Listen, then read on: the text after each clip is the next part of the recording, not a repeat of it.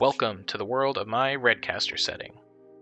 It's empty, I know, but to be able to more reliably talk about the setting, what I'm making, where it is, etc., we need a map. Over here is the rough location of the Red Truth, the organized church that follows the Crimson Angel. This is the birthplace of Crimson Sorcery, the Brothers Folly event, as well as the Four Gods. I'm saying some things that I haven't covered yet, but we'll get to those soon enough, don't you worry. Spoilers. Over here is where the past two videos have been focused, the culture within the sands, poisonous oil and sap used to sew their fabrics together, and a family like no other. I have figured out actually how they will acquire the materials for their clothes, while also not getting heat stroke in the blistering heat, though I might need to redraw some of the clothing designs, as that one video I made was very silky clothing, but it's probably going to be a bit more bulky, chunky kind of material, but we'll get to those topics soon enough.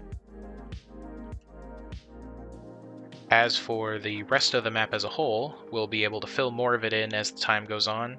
I'll be able to bring it up in all my videos to help show, where I'm talking about, what I'm talking about, all that.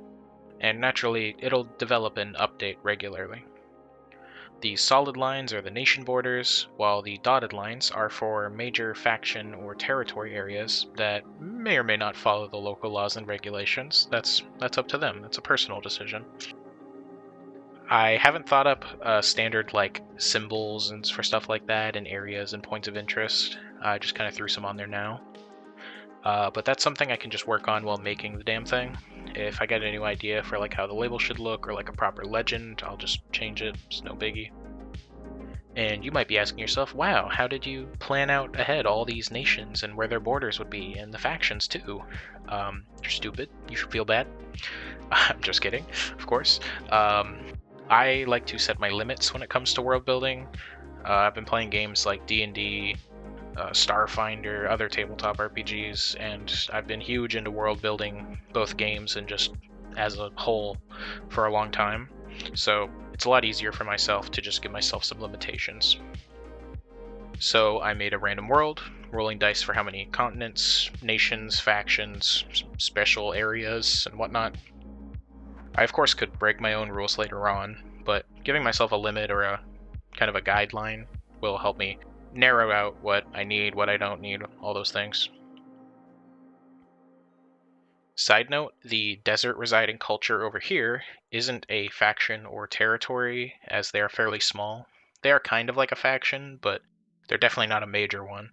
They maybe have 200 people, and they live in a small, but, still resource-abundant oasis. So they remain as a point of interest for now. When making this map, I was getting inspired to create some fantastical elements on a wide scale that would impact the people and world in a major way. Kind of like a new magic metal, just maybe it's common as iron or gold, or maybe it's more rare. Something like that to really switch it up. So I think it'd be really fun to have something like that involved in the daily life, or maybe rare but still somewhat daily life. Not everyone has a gold necklace, but some people do. And I had a kind of an idea floating around. I don't know if I'm gonna go with it. As I'm kind of thinking about it, I don't think so, but I was gonna think maybe the Crimson Angel favored a species of people with the blood magic. Maybe those people didn't really have access to much of a magic of sorts. Maybe they weren't able to do it. And so maybe she had a bias towards them, be it the humans or maybe one of the other species I end up wanting to make. But that also would have ended up giving them a huge biological advantage over most other living things. Not that I need it to be balanced, as this world building is more of just the stage for stories in the far future. That might stay, might change. I haven't thought about it too much, but just kind of an idea I came up with recently. But yeah. For a while now, my understanding was that 1% of the global population has it.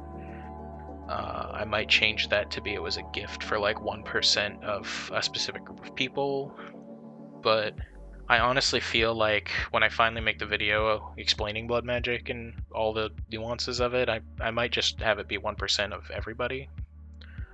But yeah, that's again, another topic for a later video. And yeah, that's about it. This is a bit of a shorter one, but from now on I'll be able to put up the map, point on there like where I'm talking about. We can update it, see how this world develops. It'll be a lively thing to see the map change and grow. And yeah, that's about it.